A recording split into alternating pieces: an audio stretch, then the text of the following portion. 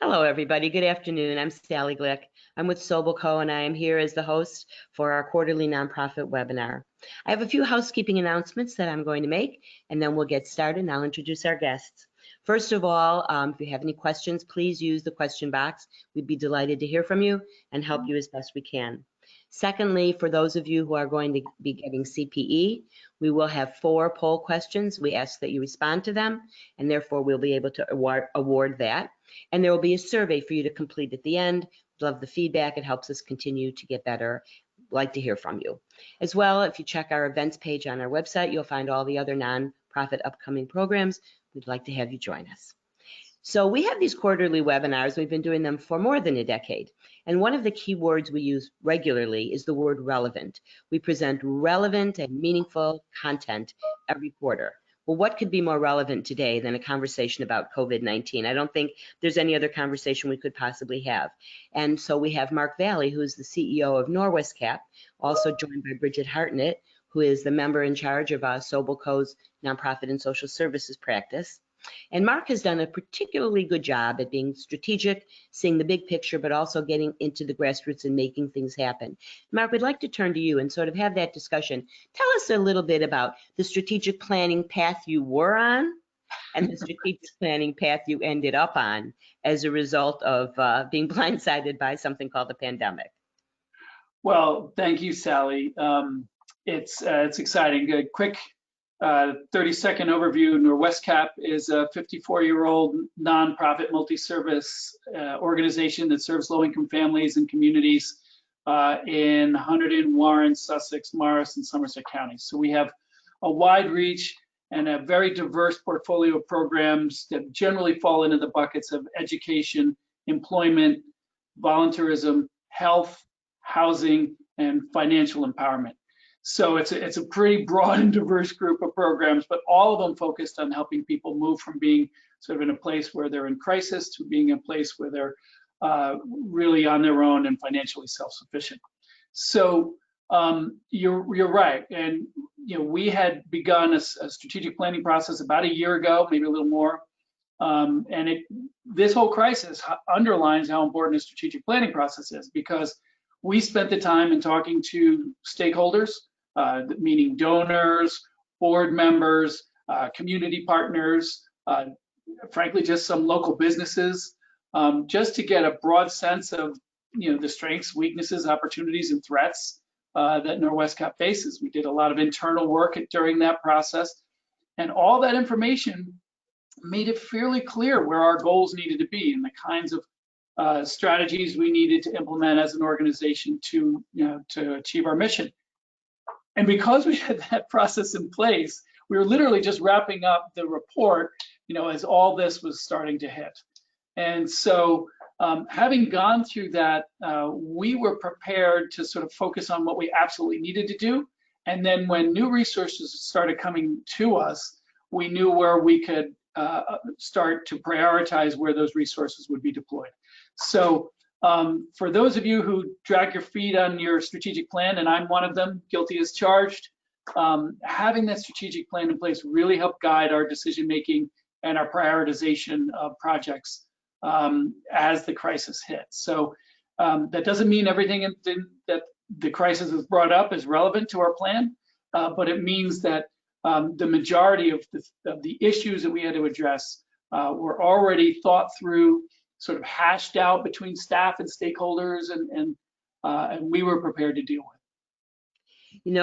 There's that expression, it's hard to fix the roof when the sun is shining. And so the fact that you take the time, step aside, and put that strategic plan together and look to a short-term and a long-term strategy is critical in your ability, and I'm going to use the word that you love, to pivot when the time came. And I know you have some exciting programs, and you're going to share with us how each program had to be tweaked, changed, transformed in order to remain successful. But I think before we do that, is this a good time to show the video that you've got for us? Yeah, I'd love to show you the video, but before we do that, one thing I want to say is, in large part, one of our strengths is that we're a 54-year-old agency, right? We're seasoned, we've been through a lot. But one of our weaknesses is also that we're a 54-year-old agency, and that we're very, sort of set in our ways. And the strategic plan identified some of those sort of the siloization of some of our work, sort of the sort of tried and true methods of service delivery that we'd used, and basically said, we got to change. And so when we talk about pivoting, you're going to hear that theme that, frankly, the crisis caused change that we thought was going to take 3 to 5 years for us to implement. And so you'll hear some of that in this video. Bridget, you're our IT I'm on it. director.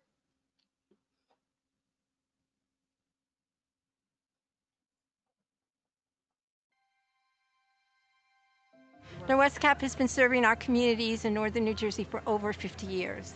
And so when the pandemic hit, we realized how vitally important it was that we kept our services intact for our community.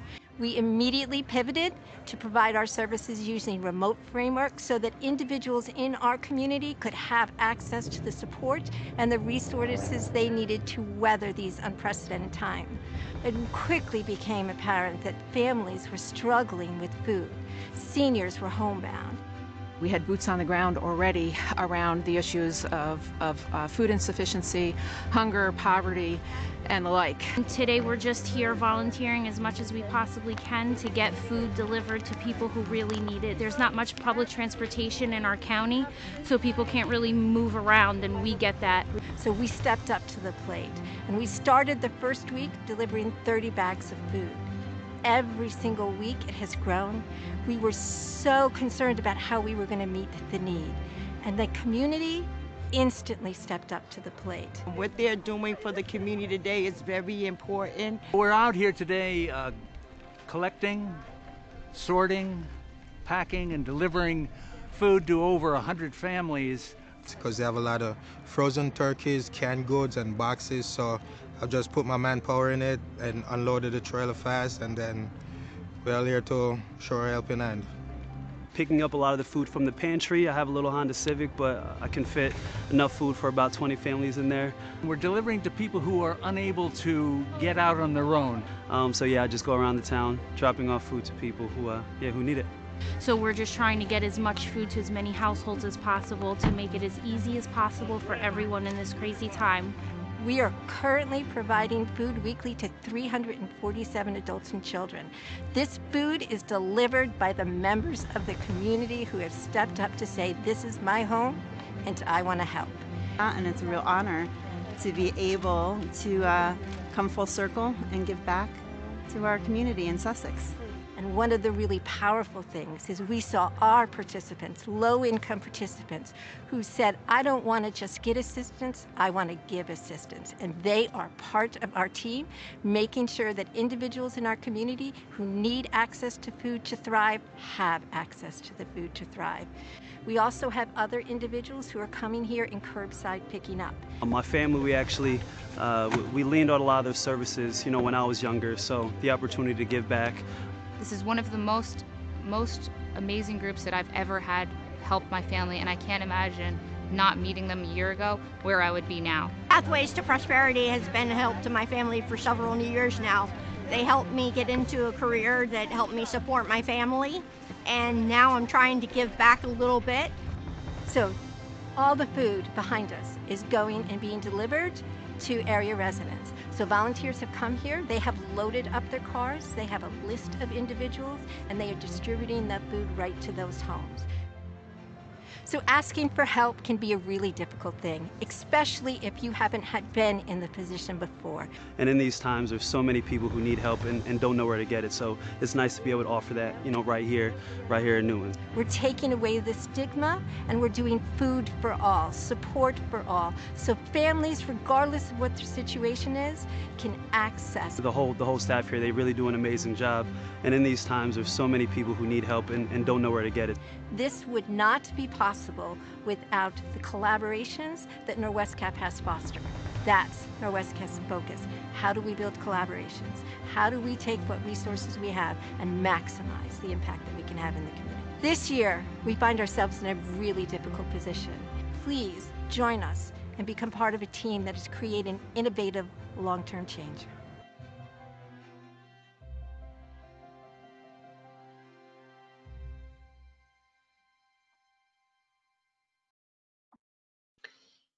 It's like following a golden retriever puppy at a trade show. It's almost impossible. So inspiring.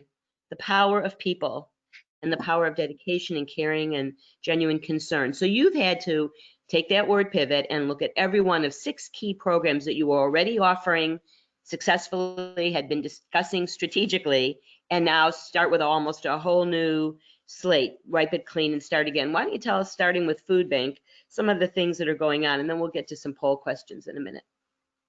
Yeah, so interesting. We had to change everything, right? Because most of our programs are either drop-in programs, we're expecting people to walk in off the street and access services, or we deliver services in an in-person way. So literally we had to, frankly, we run 8 Head Start centers.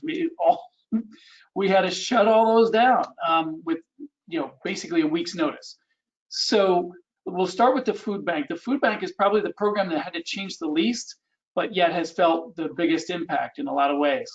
Our Food Bank, distinction between Food Bank and food pantries so that people understand. Our Food Bank does not serve food to the public. Our Food Bank serves as a warehouse to local food pantries who then deliver the food to the public. So we're like the Wakefern to the ShopRite. And we serve 3 counties, Hunterdon and Warren, Sussex. What we had to change there was, number one, we had to do some social distancing because the pantries would come with their trucks. They'd walk into our facility. There was lots of interpersonal communication. We had to end all that. So it had to become very impersonal. They would have to tell us beforehand when they're going to be there, what food they needed. They couldn't shop around in the warehouse at all and make any ad hoc decisions. It all had to be done in advance. We would then, as they came up, we would have the food outside waiting for them and communicate to them via cell phone or through the door, but we could not really interact with them the way we normally do. So, like everybody else, we had to deal in a sort of a way that feels rude, but everybody knows is about being safe. But what we saw with the Food Bank was a dramatic increase in food response, and you saw it in Diana's video there. That's just a program that serves Sussex County from Newton. We have over 100 different food pantry partners, and so we saw just in the first month alone, we saw a 60% increase in the food requests from our partner pantries. So there's been a dramatic increase in the amount of food requested. What's more is we've seen a lot of our groups asking for prepackaged food so that they could be delivering it the way Diana's program does. And that adds an extra staffing burden. Add to that the fact that we can't really have volunteers in our facility. So because it's a relatively small warehouse, so we're used to having teams of volunteers from local corporations or community groups coming in and helping us sort the items. So our staff has been working around the clock trying to get all that work done. The same staff that was delivering 60% less the month before. So that was a challenging process, but they're managing it. And we've been able to meet the need as it's grown. Now, one thing that you point out is that it's very hard to anticipate all the behind the scenes changes that are taking place. It's not simply it's become almost artificial where we can't have that conversation, you can't come in, and the whole scenario changes. Family Success Center, that has also had to undergo some significant alterations. Why don't you tell us a little bit what that program does and how it's changed? So Family Success Center is a drop-in center. It is, we serve probably depending on the year, between 1,200 and 1,600 people a year. People can walk in off the streets. We have a little food pantry there. If they need food, we can connect them to any of a gazillion social services. So it's really just a way to interact with the public and without stigma or without, frankly, even asking them for income or any eligibility requirements. They can just walk in and get help. Well, that doesn't work in a COVID environment. So we had to, again, pivot to be able to provide services in a new way. So the first thing is frankly, one of the biggest needs we heard from our families was that the school district was providing free and reduced lunches to families. There's over 2,200 families here in Phillipsburg that qualify, and yet they weren't able to get to the school where the school was distributing them. So we were able to, within a week, pull together teams of volunteers to be able to deliver that food directly to the homes of our low-income families, the folks who qualify for free and reduced lunch. So we've been delivering about 200 meals a day to local families, which is just huge. And it's almost all through volunteer support, as well as, our FSC staff. So they completely, that takes up the first part of their day, delivering breakfast and lunch to these folks. So that's a completely different business model. We also had to move the food pantry to another facility because that facility was shut down by the district. So they had to do all that in a week. And so that was, a great example of pivoting to meet the need that we were seeing. In addition, then they had to produce everything, the kinds of programming that they were doing in their facility, they had to now do virtually. So literally they now do, they do yoga for parents and kids online using Zoom. Apparently their big hit now is dance parties with birthday shout outs that they're doing for families and children. So they've had to go completely to online instruction type of programming, which, they never would have even considered before. And so it's a total pivot for us. But that theme, I think, will keep coming back. And that's what I was getting to when I talk about strategically as an organization. We've been we've grown up in this environment of face-to-face, human-to-human contact. And I think the world has changed, and this crisis has forced us to identify that change. And I think in the end of it, we're going to come out stronger because we're going to be able to reach more people and connect with them in multiple ways. It sounds like a strategic plan. I was going to say, it almost sounds like a plan. Bridget, this would be a good time for us to at least ask the first poll question. And if there are any questions in the question box for Mark yet, I can think of a million that people might be asking. Yeah, so we don't have any questions yet, but I'm going to go ahead and launch the first poll question. He's not going to get a check if he doesn't answer questions. So what we're looking for here, can you see the poll? Have you adapted your programs by? There are a number of different options that you could have adapted or used, offering virtual options, phone calls to clients, emailing clients, all of the above or none of the above. And let us know what you've had to do at your end. Yes, and so we've got about 56%. I'm going to leave it open just a couple more seconds here, and then we will share it. All right, it looks like we're kind of holding at about 70, so let's close it, and we'll share the results with everybody. Bridget, you know what, I'm having a hard time seeing the percent because I've got a box sitting over there. Can you tell us the percentages, and I'll try to move this box? Sure. So 19% are offering virtual options. It looks like 11% phone calls to clients, 3% emailing, 58% are doing all of the above. So similar to Newer West Cap, trying to pivot, and 8% is none of the above. I'd love to know what those 8% are doing. Thank you for reading those. So maybe you find yourself in your organization falling within some of these numbers, or maybe some of these are ideas that you had not considered yet. So thank you for that. I was trying to vote, but panelists aren't allowed to vote. No, you can't vote. Sorry. You'd have to say all of the above anyway. And I remember sitting in on some of those early strategic planning meetings and the directions you were going. And so the impact and the change and the speed with which you turned yourself around are pretty amazing. Pathways to Prosperity, they've had that. We've gotten a chance to see that sneak preview with the video. Want to tell us what that program was all about and how it also had to turn itself upside down? Well, they're another really interesting program in that they're a very in-person kind of program. And I jokingly refer to them as sort of the AA of low-income people, because what they do is they meet weekly, develop personal plans, personal growth plans, that can, have a financial component, a career component, or a personal component. And then the group supports that plan, and they do it literally over dinner. They bring their kids. We have childcare and activities for the kids. So it's a wonderful, it's one of the best sort of anti-poverty programs I've really ever seen in my career. And it's very supportive. But you can't do that again in this environment. We brought it up before, like, well, maybe we should try Zoom calls, for snow days or whatever. And it just didn't feel as personal.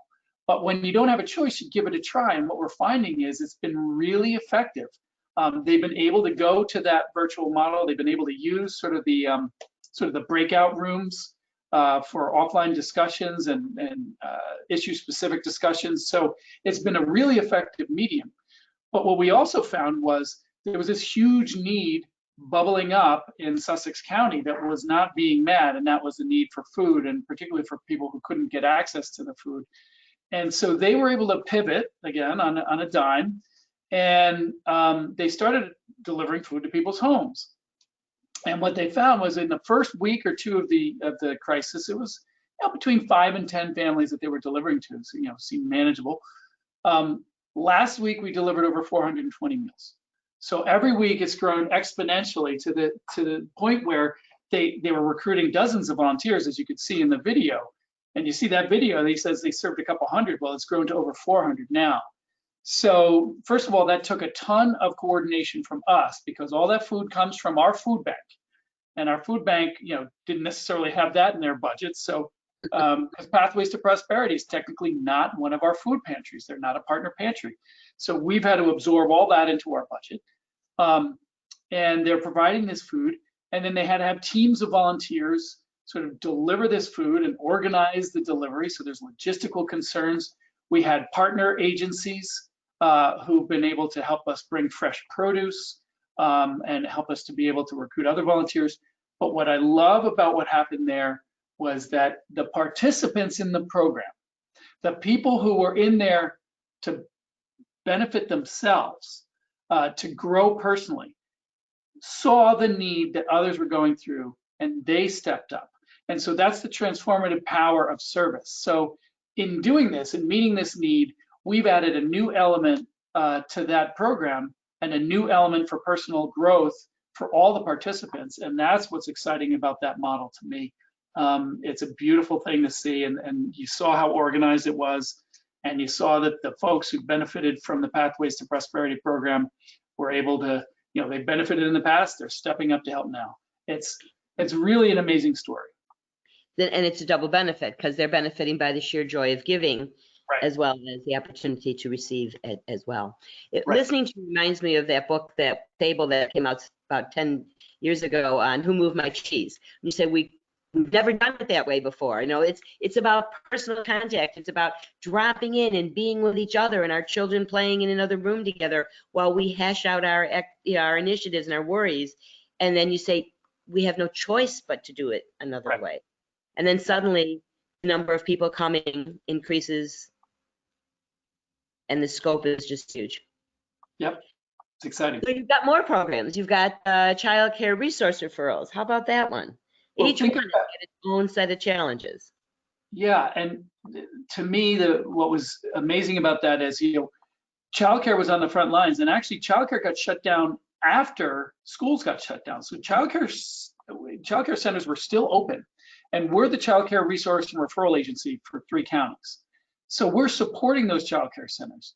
But as was inevitable, they all had to shut down. So we had to work with all those childcare centers to understand how the new state rules would apply to them. And the good news is the state was amazing. The state continues to pay the providers so that they're not going to go out of business. It continues to support the families. So it was the state pivoted to an amazing degree. But unlike some of our other programs, which had to go completely virtual, like Family Success Center, in order to deliver childcare subsidies to families, our people have to come into the office because there's computers on state lines that can't be done virtually. So we had to move our scheduling around so that instead of 5 days a week, during normal business hours, we were going to 3 days a week, 36 hours per week, literally 12-hour days. And that was to stagger our staff so that they could, frankly, adjust their own childcare needs, but also so that we could social distance properly within their offices. So all that had to take place at the same time. We had to figure out how to support the agencies who are going through this dramatic change we had to change our whole scheduling process. But then the state wanted to support the essential workers, and so reopened childcare centers that were willing to support emergency workers. Well, that was an entire application process. So we had to manage that process, and we were able to process, literally thousands of requests and for centers within a week or two, and get those centers the support they needed to be able to provide services to the emergency workers. So it was a dramatic change in how we do work. And I like to say, normally when we do process payments for childcare, we're working with really low-income folks. So to find, a doctor or an ER doctor who's earning $300,000 a year and inputting them into our system was eye-opening to all of us. But it's what has to be done, and the state worked with us, and we were able to pull it off in a week. And it just shows you the dedication of our Children and Family Resource Services staff, that they put in whatever time it took to get all this done, because they saw one thing.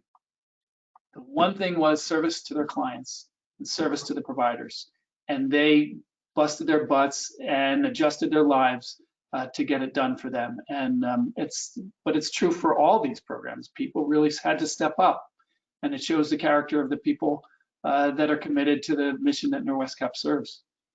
Says a lot about the nonprofit community, says a lot about the leadership in your organization. As we get through all the different programs, there'll be some keywords I'd love you to talk about, and some of that is flexibility and dedication and how that plays into all this as well, because it's easier to say, let's pivot, but someone has to make it happen. Right.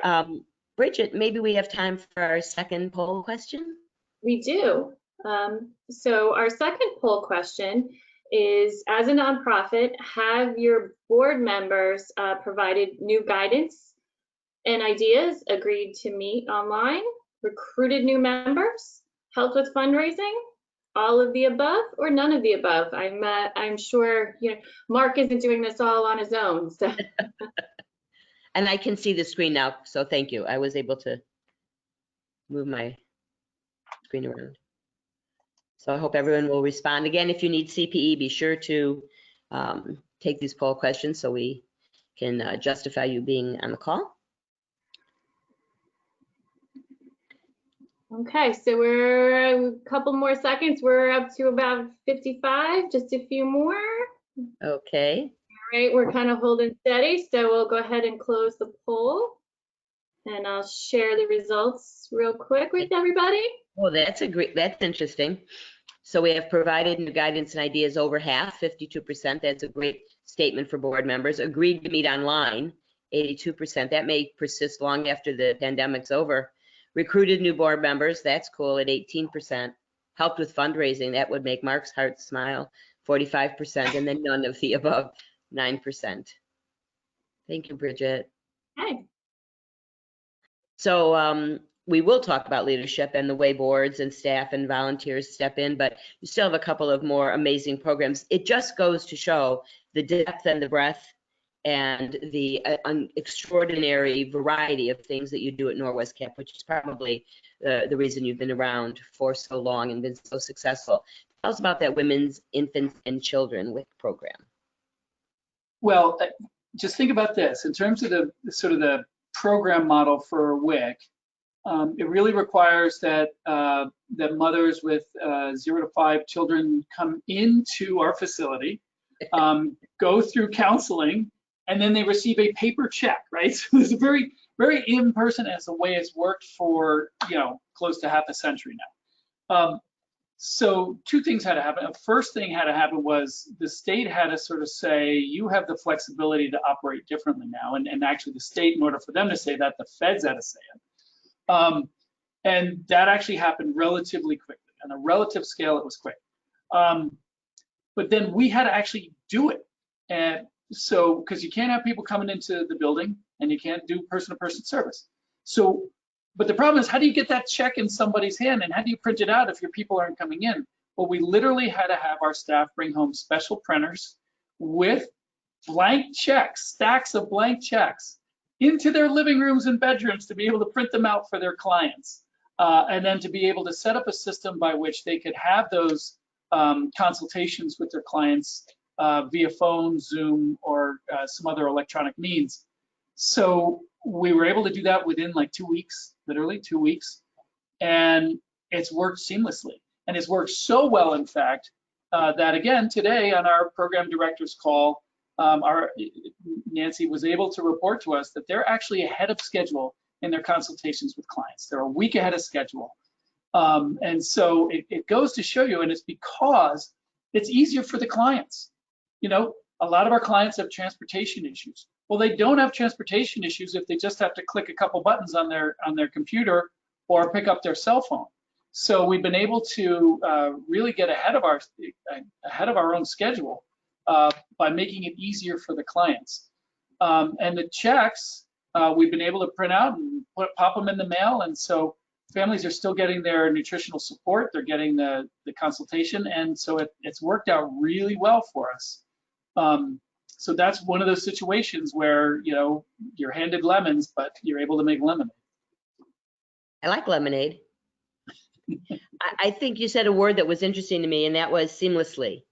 That all of this takes place and with such speed. I mean, if I came into any corporation, any nonprofit, any professional services firm and said, we're going to turn you on your head, we're going to do it upside down, we're going to do something you've never done before, and you're going to do it seamlessly, and you're going to do it quickly. It'll be like, we have to rearrange, we have to talk, we have to figure it out, we have to call a committee together. The fact that you've moved so rapidly because it was an emergency and it had to be done, and there was no we can't do it or how can we do it. It's just get it done. It's right. Pretty amazing. Bridget, well, before we go on, I'm sorry, Mark. No, go ahead.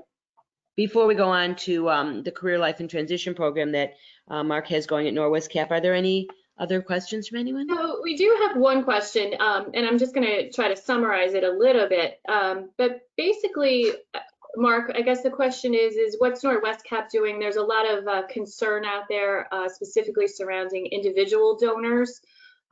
Fear that because of the pandemic that the donations are going to be decreased in light of fundraising events being canceled and whatnot. And is Norwest Cap doing anything to compensate for that? The answer is yes. So we very early on realized that we needed to. A lot of our funding comes through federal, state, or local grants, right? And all that comes with massive red tape attached. You can't do this, you can't do that, you know. So we knew we needed to have a pool of flexible funding because there's going to be people that fall between the eligibility gaps. You know, I mean, the United Way of Northern New Jersey created their whole Alice Action Fund for that very reason. That there's these people that, you know, 3 months ago were making too much money to qualify for any of our plans, but now they're laid off. They can't pay their rent, they can't pay their mortgage, they can't pay their car payments. They're in trouble, right? But they're not going to qualify for programs. And so we put out a sort of quietly, we put out an online campaign to raise individual donations. And I have to say that campaign has done better than anything we've done. Anything that we've done online since I've been here or before. So people have really stepped up. Individual donors from, you know, $10 donations to literally $20,000 donations have come as a result of the outreach we've been able to do through that resiliency campaign. And that does give us flexible money that we can use for emergency needs that don't necessarily get supported by federal grants. The other thing is we had to be really flexible to take advantage of those other pots of funding out there that were for emergency needs. And so, you know, there were big companies and companies like Mars Wrigley put out an RFP, and literally we had a 48-hour turnaround, and we had to turn around a grant in that period of time, and we did it, and they had a 48-hour turnaround with their payment. Wakefern, the company that supports the ShopRite franchises, they provided grants without us even asking. I mean, they've supported us for decades, but because of the food bank, but they provided funds without us even asking. And Bank of America stepped forward, and several of the big funders that we've worked with over the years were able to come forward. So But all that, we had to be responsive. So when we got a request, even though it didn't sound like a grant request, we had to put together a plan. And so very early on, we were polling and asking information from our program directors. What are the emerging needs? What are you seeing? And so it wasn't just putting an online campaign out there. I mean, that was important. But we also had to have a plan for how we were going to spend and the money on the highest priorities. And we had both those pieces in place, frankly, within 2 weeks of the whole situation, because we knew it was coming. We knew people were going to step up and support us, individual donors, corporate donors, foundations. So we had to be ready. And again, thanks to the strategic planning process, thanks to having regular meetings with our program directors who have their ears to the ground, we were able to prioritize those funds real quick. And so we already have things in place. So yes, the answer is when this happened, we just, you know, I was a little hesitant at first to do a campaign because it seemed like, you know, the only people that really needed support were the hospitals and the doctors. But the fact is that we knew what was coming. We knew food was going to be an issue, and we knew rent is going to be an issue. We knew car payments were going to be an issue, you know, sanitary supplies. So we had to. If we believe in what our mission is, we had to go out there and raise money to try to support those emergency needs.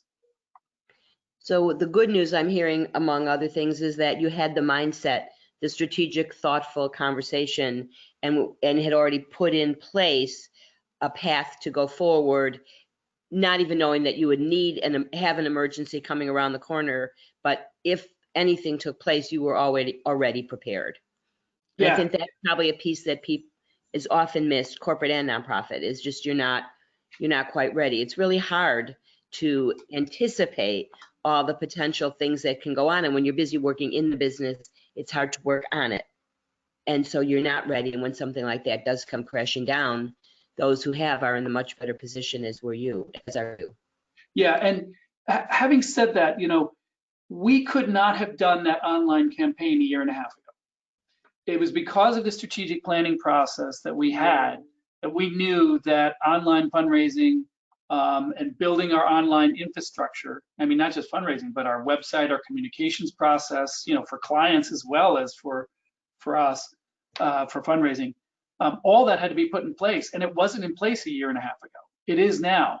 And so all that planning we had done a year and a half ago or 2 years ago came to fruition when the crisis hit. So it's about having those infrastructure pieces in place that grows out of your planning.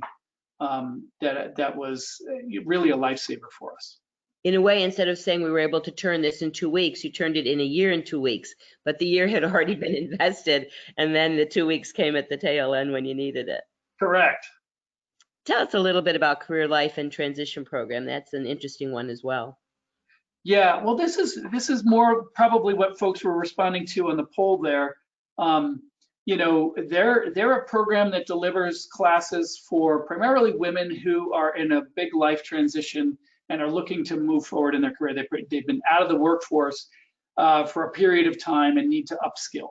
And so that program is very, you know, very personal. So we provide computer classes. We run something called the Empowerment Program, where it's peer-to-peer support, working towards professional and personal goals. And it was not something that we had the bandwidth to do virtually. But frankly, the crisis forced us to. And what we found, again, similar to our WIC program and some of our other programs, is that this has made it easier for the participants. So we're getting fewer cancellations to the classes since we put them online.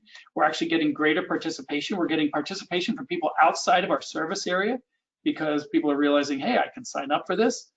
Doesn't matter where they are on the planet, frankly.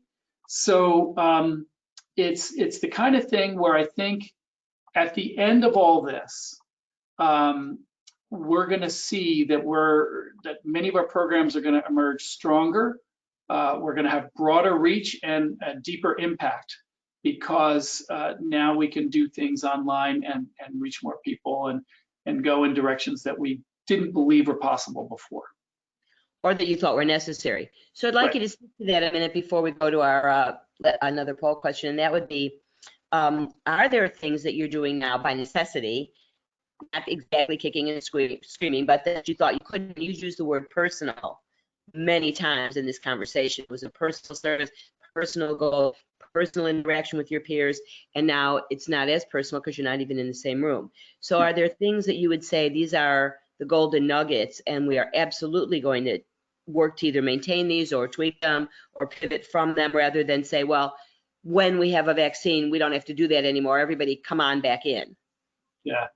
So, well, I think first of all, that the term personal now has been expanded because we were all about face-to-face. As an organization, we were face-to-face. We built those personal relationships with our clients.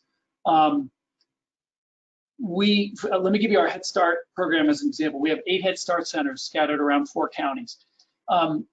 We can't deliver services in classrooms anymore, but we reach out to every one of the families at least once a week and find out how they're doing, find out what their needs are, what their kids' needs are, and if they need food, we can deliver food from the food pantries. If they need counseling or support, we can find them access to those resources. So I think what we've learned is that we're able to build stronger personal relationships through that phone contact and the Zoom contact, because even when we're in a situation of crisis, we're able to maintain those relationships. And I'll give you an example of what grew out of that. Because we were hearing from these parents, what we're finding is more than food, believe it or not, more than food, what they were having problems with was getting access to diapers and baby sanitary supplies. So guess what? We were able to use the resource of our food bank, connect to providers, and we were able to deliver over a case, not a box, a case of diapers to every Head Start family that had a toddler that needed diapers. So over 150 families got a case of diapers and baby wipes and other supplies delivered to their home because we had that personal contact with them. So I think the definition of personal has changed. That, you know, families need to know, your clients and participants need to know that it's not just a job. This is your mission. You're there to help them. When they need help, they need to contact you. And if they don't, then you're going to contact them. That's what being a service provider is all about. And so I think that definition kind of has changed. I mean, does it matter that we're not in a conference center right now? To me, it doesn't. We're all together. We're all talking about the issues that are important, and we can grow from this. And I guess we're going to get more and more used to it, and so it will become somewhat commonplace, and the comfort level will go up. I think it's that discomfort. We've never done it that way. I don't think it'll work. I need to be in the same room. We think we need those things until, to your point, you can't. Right. You can't. You have to move on. You can't. Right. And I wanted to tie one thing in, you know, that organizationally, a couple of other things have changed for us because of the crisis. And again, the strategic plan being in place, right now, we have many programs that have operated independently, in large part because our funders want them to. And so there weren't enough linkages between programs. And so you might have a client that comes in and thinks of NorWesCap as, oh, you guys run the food bank, or, oh, you guys are the Head Start agency, or, oh, you guys provide WIC services. And we were trying to get people to understand that, no, we provide a comprehensive portfolio of services to support you. So in the strategic plan, we specifically mentioned that messaging has to be part of it. We've got to change our programming and service delivery to be part of it. But guess what? When everything goes virtual and people need help, where do they go? They go on the internet, they go to your website. And luckily we had already begun the process of updating our website, but we didn't have a single form for people to fill out to access resources. And we were forced to develop that. So we essentially frog jumped, is that a term? We frog leaped, we moved ahead. So we moved ahead by about 3 years. And now we have a single entrance form for anybody who needs any kind of service, whether NorWesCap does it or one of our community partners does it. There's one form, you can fill it out. It goes into our centralized data system, and it goes directly to somebody in their county that can help direct them to whatever resources they need. Again, whether it's NorWesCap or some other organization, we now have the ability to be able to channel all the resources that person needs. Because guess what? If you can't pay your oil bill, you probably also can't pay your childcare support, or you can't pay this program, or you can't afford this or that.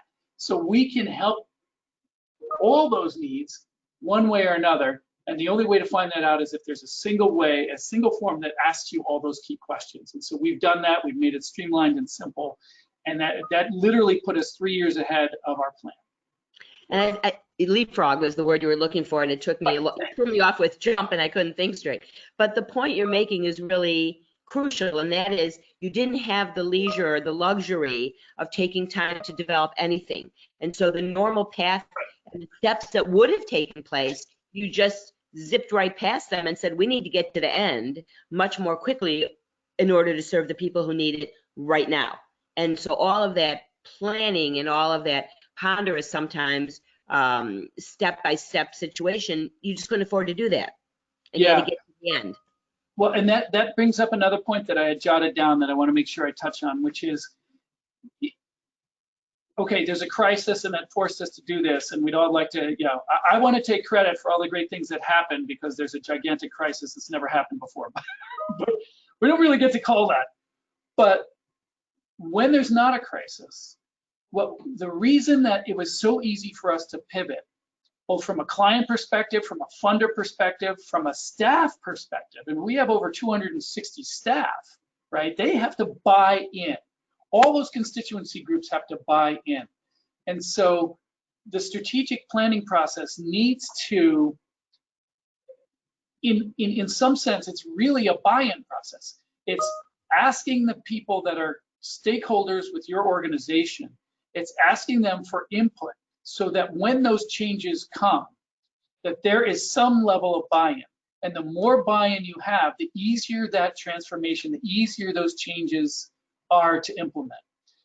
We were lucky because there's a crisis and everybody was on board. Nobody questioned the need for change.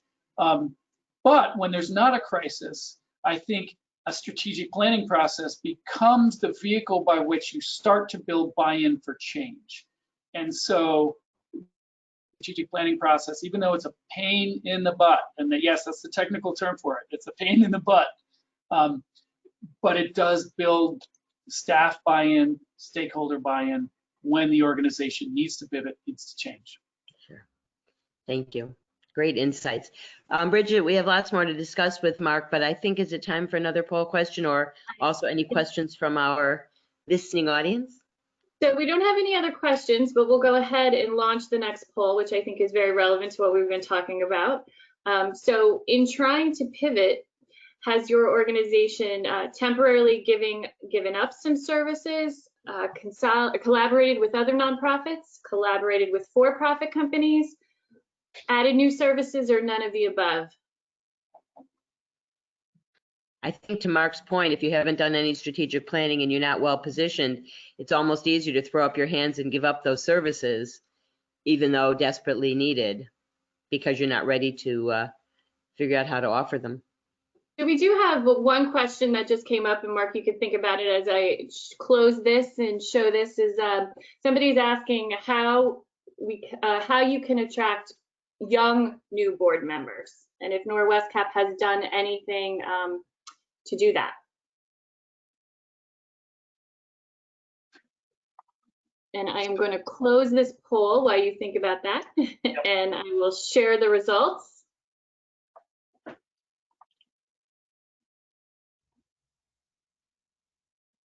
So we have 44% that have temporarily given up some services, 44% also collaborated with other nonprofits, 18 collaborated with for-profit, 47% have added new services. So that's pretty cool. Yeah, and none of the above at 18%. So that 44, almost half have said we're pulling back, and a little more than, almost half said, what else can we do to be more effective? Yeah. I was on mute. Sorry, I forgot I had turned. I was talking and wondered why you weren't listening to me, Bridget. But I have that problem a lot, only it's not to do with you. Mine too.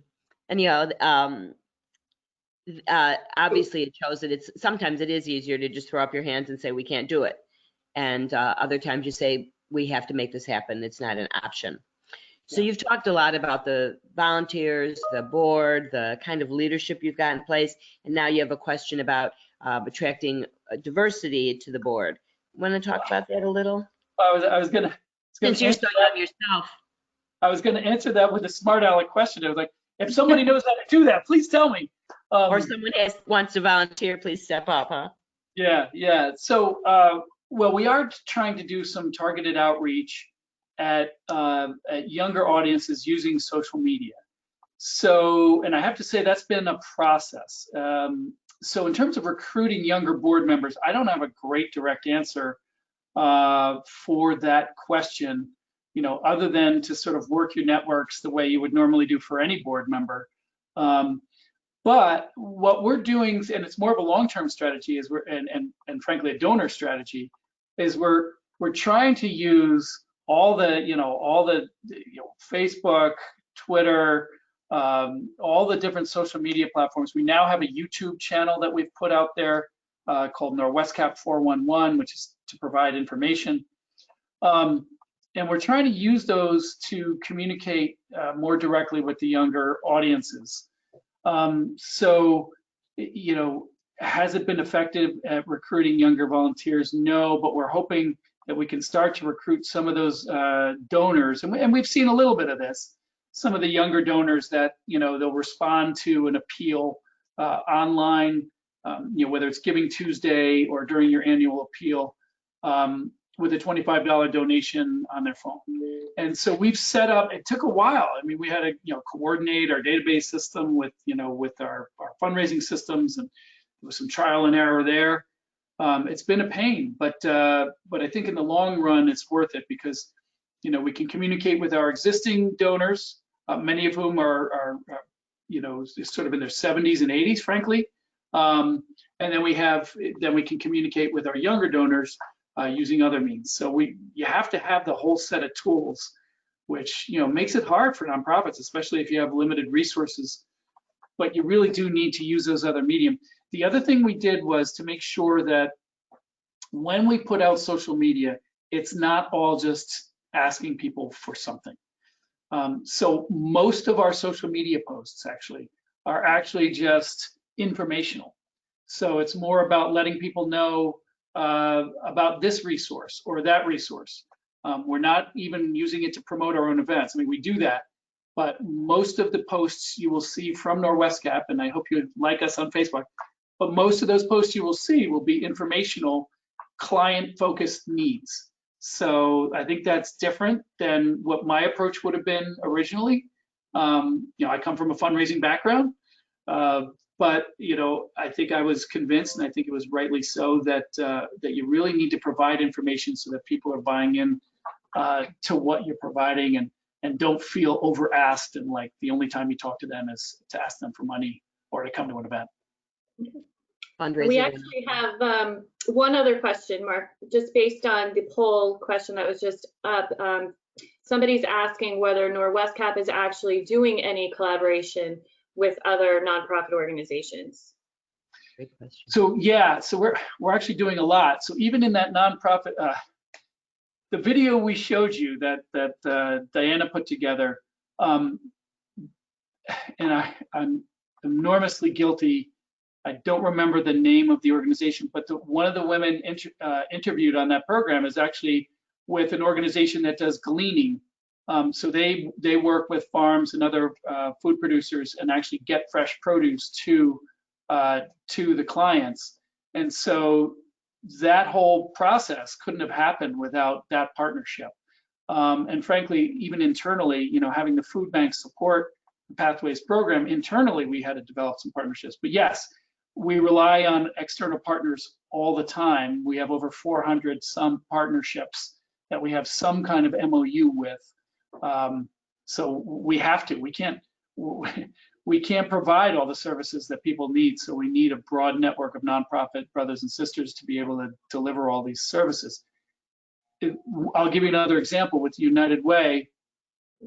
We reached out to them because the Alice Action Fund we will be in a position to be able to support some emergency needs. We're expecting a huge influx of funding for utilities assistance, for example.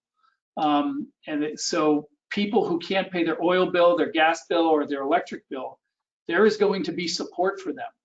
But it's only up to 200% of the poverty level. So we had a good coordinating conversation with United Way and their Alice Action Fund to be able to say, you know, anybody you guys can't serve with your fund, you should send them our way. We may be able to support them with these other programs, these federal programs or state programs that are available. So that way we can double the number of resources that are available to people in need. And so United Way was very open to that. And so they're working with us on that. And so there's a lot of back and forth there. So those are two good examples, even though I'm dropping the ball on the name of the other organization, but two good examples that we've talked about just today. With all that you've shared, I don't think dropping the ball is part of this conversation, frankly. Bridget, before I go to the last question regarding lessons learned, do we have one more poll? We do. We'll put up the last poll, which is, do you have any financial concerns about canceling a major fundraiser, applying for grants, losing individual donors, marketing costs, or none of the above? So I think we've already talked about some of this, but go ahead and see. And there's also a couple other questions why this is, people are voting here, Mark. So the next question that came up was, if you have a chance, can you talk about, you know, you talked about your strategic plan and what you've done, but what's the process for the next 6 to 12 months as far as that plan goes? Does it get revamped, or do you, stick with the plan, or do you continually look at it? And I'm going to close this, and we will go ahead and share the results. Oh, that 73% is a tough one. Yeah. Canceling a major fundraiser, 73%. Applying for grants, 42%. Losing individual donors, almost a half, 48%. Marketing costs, 24%, and none of the above. Those are wonderful people. They're sleeping at night, 12%. Yeah, those are the good ones. So we'll go ahead and hide that. All right. Thank you so much, Bridget. You've been the best IT person, the IT guy, IT person. And Mark, you have a question in front of you, so. Yeah, so refresh my memory on the question, but I want to just address that. We've had to cancel 2 fundraisers already. So we canceled our main organization-wide gala, which was scheduled for June 11th. So that was a big disappointment to us. And we've had one of our programs, the Pathways program, whose video you saw, they raise about a third of their budget through a local fundraiser they do up in Sussex County called Carousel. They've made the decision to cancel that because they get a lot of support from local small businesses, all of whom are closed, and they don't feel comfortable going to ask them for money when they're not bringing any money in. So what we're trying to do to make up for those revenue losses, and we won't get 100%, maybe we won't even get 50%, but we've launched our resiliency campaign, which is our online fundraiser, which will be an ongoing effort. And we're doing a special, that video that you see is actually a reaction to losing Carousel. So we'll be doing special outreach to the folks that support the Pathways program up there in Sussex and Northern Warren County. So we'll have 2 separate online campaigns running to try to make up for some of the revenue loss, but we have a lot of those concerns.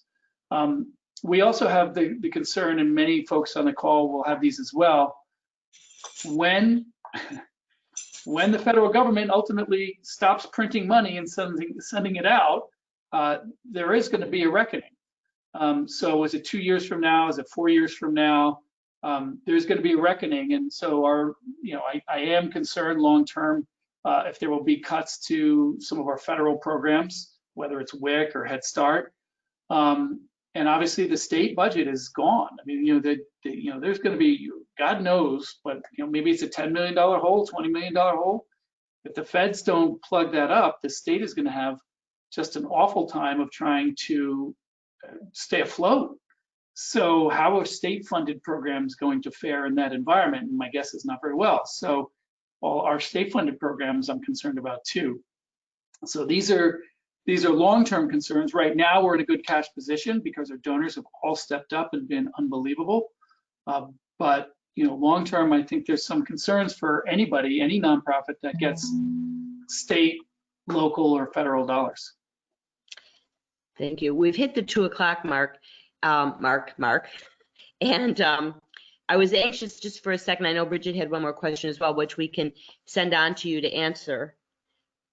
Or yeah, there's a few other questions, so we can send those to Mark and we can get them answered. Okay, but I just wondered in a brief summary, if you could sort of say, if you were talking to the graduating class of I don't know, Princeton, and said, here's the one most important lesson learned, what would that be? Well, it's hard to say one, but I'll give you the example. We now communicate weekly with our entire staff, and we're scattered over 5 counties. It's 260 some people. And we've been doing Friday calls every Friday at 10:30. And I have to say that I feel like even though it's very one way, we sort of do report outs, we show videos that have been produced by some of our staff, or we have people report out. There's not a lot of interpersonal conversation. But because we've done them weekly, I feel like people are more in touch with what we're doing as an agency than they were, frankly, before the crisis. And it's all because I had somebody who I trust say to me, during a crisis, it's better to over-communicate than under-communicate. And so we've been doing that. And you might say, well, isn't that overkill?